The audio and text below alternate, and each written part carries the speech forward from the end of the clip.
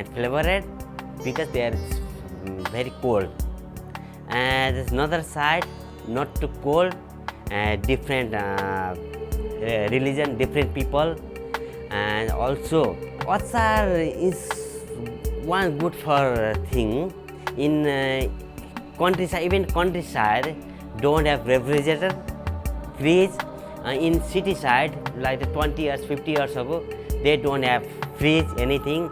That's why they put some spice and then keep 2-3 days, doesn't go off. That's why they started from that achar is spicy. Now everyone used to eat, used to like. That's why more popular.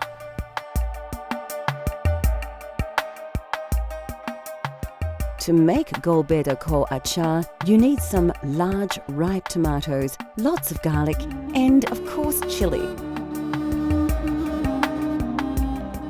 You'll also need the juice of a lemon and a bunch of coriander.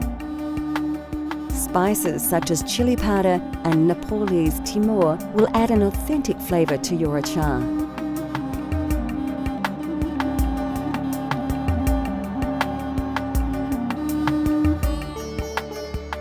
The first thing you'll need to do is slice a number of fine, ripe tomatoes in half and put them aside for later. You'll need to slice about 4 tomatoes in total.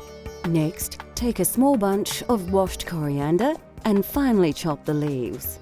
Place the herbs into a small bowl. Pick up a long green chilli, remove its stalk, and then chop it into sections of about 1 centimetre. Add the chilli, including the seeds, to another bowl.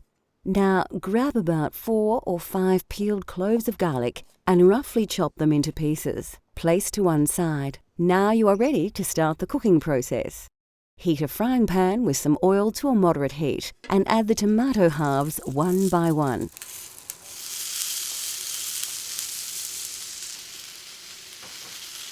Allow them to cook a little before adding the chopped garlic. Next, add the green chilli to the pan and mix the ingredients together. Add a teaspoon of salt and a tablespoon of Szechuan pepper, and then place the entire contents of the pan into a blender. Now add the chopped coriander and 2 tablespoons of lemon juice and blend until the ingredients reach a fine liquid consistency.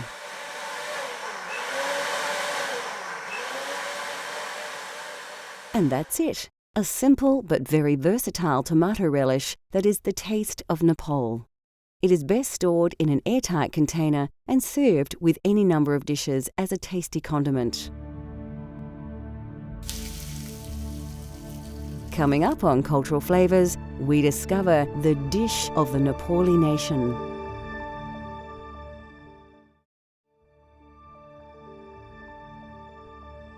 In Nepal, it is customary to serve meals on a platter, combining several meat and vegetable dishes, boiled rice, and a variety of condiments.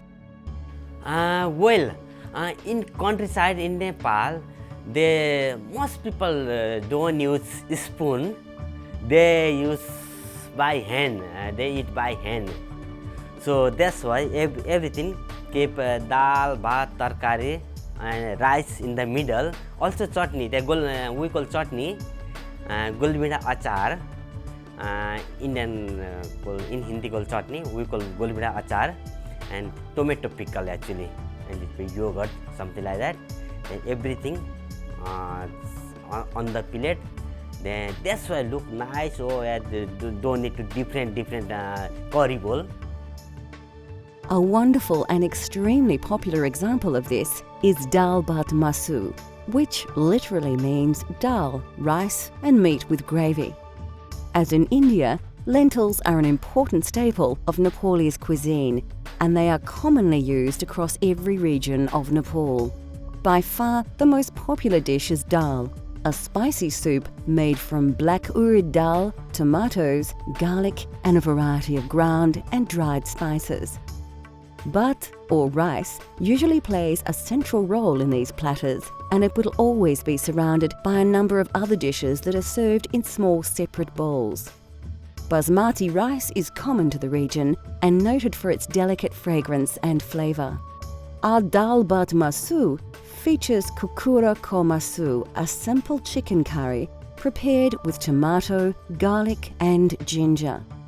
A common alternative to masu is takari, a curry made simply with vegetables.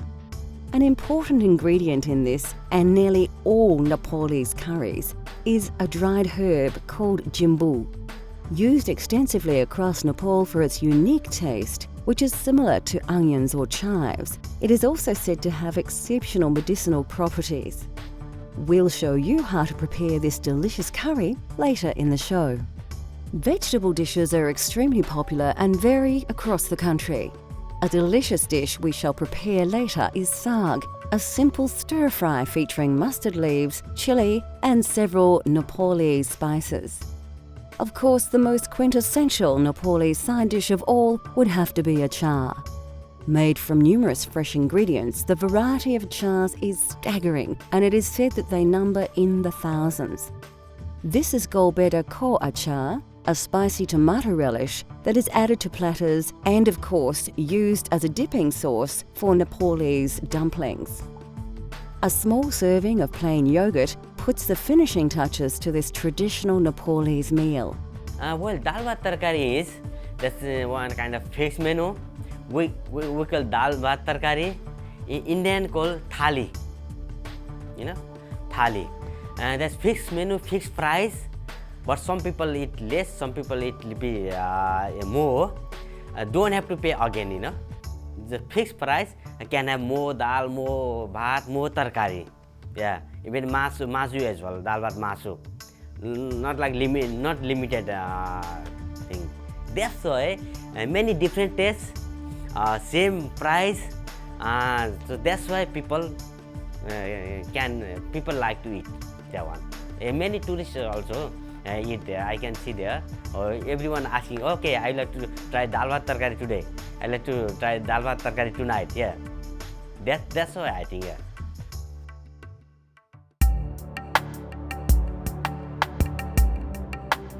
Kokura komasu is a simple, slightly salty and lightly spiced Nepali curry made with tender pieces of chicken. The subtle flavours of this dish are very reminiscent of the foothills of the Himalaya. Well, kukra ko masu is kukra is chicken, masu is meat. Meat is masu is everything, beef, pork, chicken, beef, everything. But most of people don't eat beef. Nepali people don't eat meat. That's why different religion, also different flavor, different spices.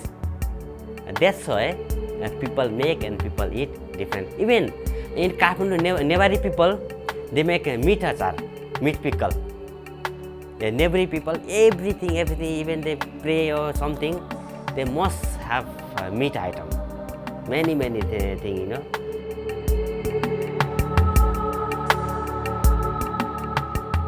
To try this delicious curry at home, you need a few common ingredients as well as a range of dried spices.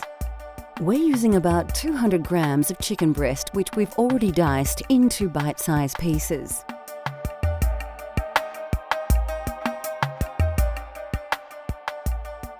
All of these spices should be available from your local supermarket, including Szechuan pepper, which has a slightly lemony flavour and is native to China. Of course, we're using mustard oil to give a truly authentic Nepali taste.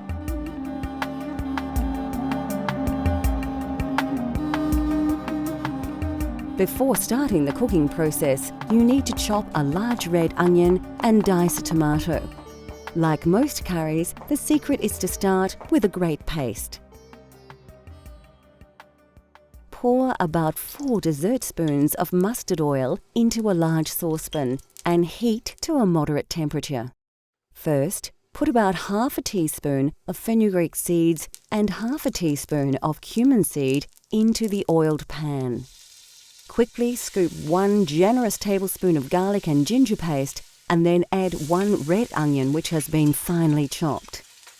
Mix the ingredients well and cook until the onions brown.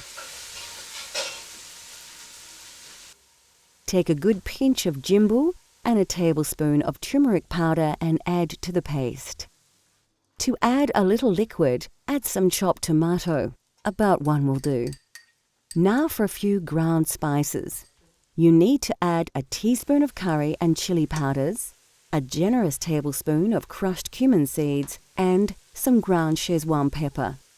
Finally, season with a large pinch of salt and then stir the paste very well, allowing the spices to release their exotic aroma. After about 3 or 4 minutes, your paste is ready and you can cook your chicken. Pour in about 200 grams of diced chicken breast and stir really well. We want to make sure that the meat is thoroughly coated with the curry paste. Then cook for another 3 or 4 minutes. Now turn the heat down low and let the curry simmer for about 4 minutes. Give your curry a good stir and then add about 2 tablespoons of coriander. At this stage, your curry sauce will be quite dry, so it's a good idea to add about 1 cup of water. Stir until cooked through, put the lid on the pan and allow to simmer until you are ready to eat. Kokura Komasu is a tasty curry that is simple to prepare. It comes straight from the foothills of the Himalaya to your very own table for you to enjoy at home. This dish is best eaten with basmati rice or roti.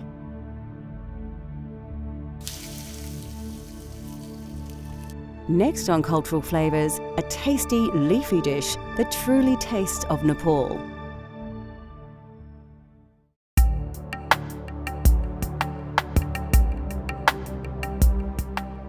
Commonly eaten across most of the Indian subcontinent, saag is a tasty curry dish made with either spinach, mustard leaves and various other greens. Mustard leaf is we call rai ko saag. That is mustard spinach. Because there's mustard leaf every house on garden. People grow that one. That's why I think it's very tasty, and you don't have to buy to another spinach. So that's why people cooked it. They're very tasty, very soft, very crunchy, and flavored. They cooked quickly, and many people like it. And that's why Nepali people liked and cooked that saag.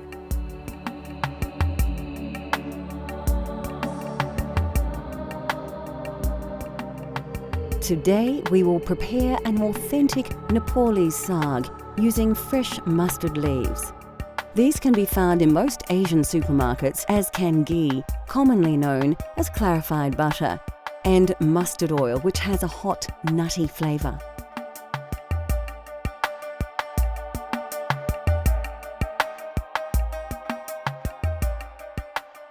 Alternatively, you could swap these ingredients for other more common ones such as spinach, butter and vegetable oil if you wish.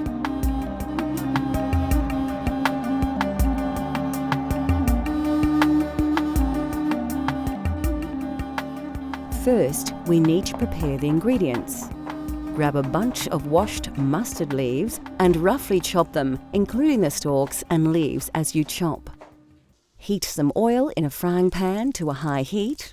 Add 1 whole dried red chilli and 1 pinch of cumin seeds to the oil. Scoop 1 teaspoon of chopped ginger and mix the ingredients together. Next, add about half a teaspoon of turmeric and then a good dessert spoon of ghee. Let the butter warm through before adding the mustard leaves.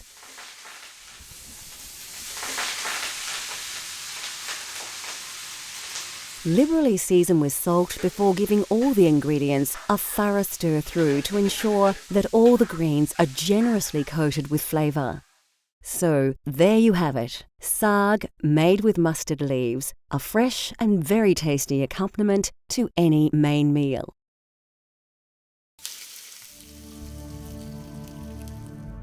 We hope we have uncovered the mystery of the local cuisine in the Nepalese high country.